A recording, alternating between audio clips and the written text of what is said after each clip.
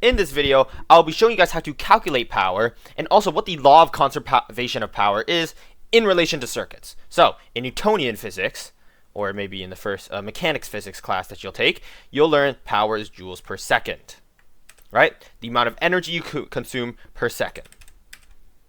And joules per second is equivalent to watts. So watts is the unit of joules per second. Well, you can also calculate power by multiplying volts times amps inside of any circuit, any resistor, any voltage source of sorts. So the unit for power, as stated, is just watts. So if you were to look at all the individual units of volts and amps and then multiply them together, you're going to get the unit of watts, which is joules per second. But let's not talk about that. Let's be more specific on this formula. This formula only applies when you follow passive sign convention. So what is passive sign convention? Well, passive sign convention is simply when you measure the current as the current enters in from the positive end. If the current enters in from the negative end, you are not following passive sign convention. So if the current is going in through the positive side of any element, in this case it's a resistor, then you use this guy. But what happens if you don't follow passive sign convention? What happens if not PSC? What happens if the current goes and hits the negative end of the element first, right? Well, very simple. All you need to do is put a minus V times I. That's really all. Okay? So let's do a quick exercise, and then we'll go on to law of conservation of power. So let's say you have a resistor, and there's a positive and negative end. You have 5 volts in this resistor, and you have 3 amps. What's the power? Well, the power is 5 times 3, right? Volts times amps. So 5 times 3 is 15 watts. Therefore, this resistor is consuming 15 watts. Now, keep in mind, if you get a positive number for your power, that means the resistor is consuming the power. It is not creating any new energy. Okay, so a positive number indicates that you are using that power to maybe dissipate as heat, or to dissipate as to use it to, I don't know, fire your phone screen or something like that. I don't even know what am I even talking about. But basically, a positive power indicates that you're using energy. So what if the current was going in from the negative end from resistor, and you have 5 volts here, and you have let's do 2 amps here. Let's use a different number.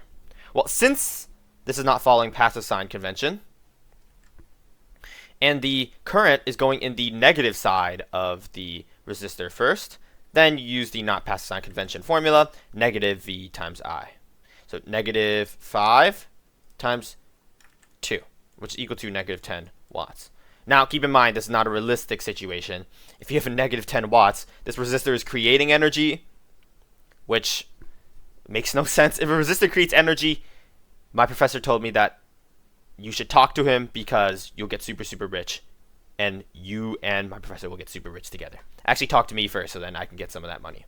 But basically, that doesn't make any sense. The resistor won't make any power. But in the case of a voltage source or a current source, it could make sense to get a negative power. So for example, let's say this voltage source was 10 volts and this was 2 amps. The power would be negative 20 here. Negative 20 watts, sorry.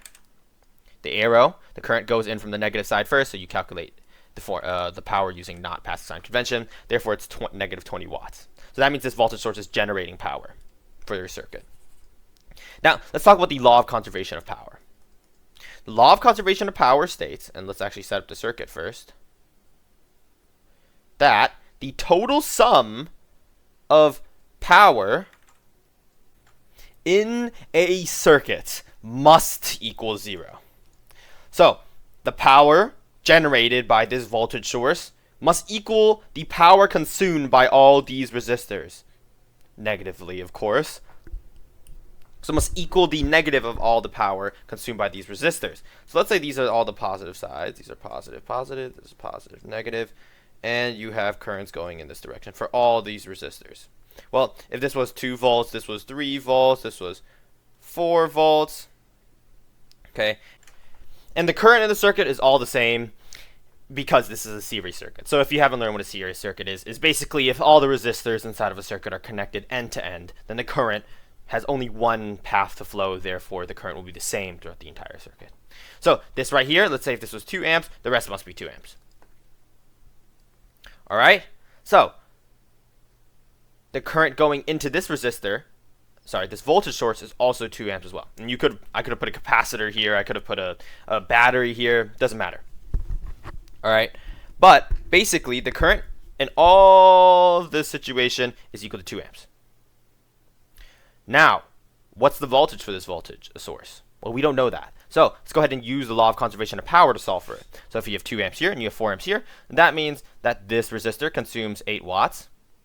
2 times 3, this consumes 6 watts, and this consumes 4 watts. So remember, the sum of all the powers inside of a circuit must equal 0 for the law of conservation of power. So if we add everything together, 8 plus 6 plus 4 plus some mystery power used by this voltage source, what do we get? Well, all of it must equal 0. So we have to assume that this creates a negative power. Therefore, if we want to solve for the voltage, let's go ahead and try it out. So 8 plus 6 plus 4 is equal to 18. 18 plus some mystery number is equal to 0. That mystery number is equal to negative 18 watts. So this right here creates negative 18 watts. Or consumes negative 18 watts, which means it creates 18 watts for the circuit. So 18 divided by 2 is equal to 9. So you can actually calculate your voltage back. So remember, volt times current is equal to power. So power divided by current is equal to volts. And vice versa for current as well. So power divided by current is 18 divided by 2, which means that this right here has a negative, let's go ahead, negative, wait, sorry, not negative, oops.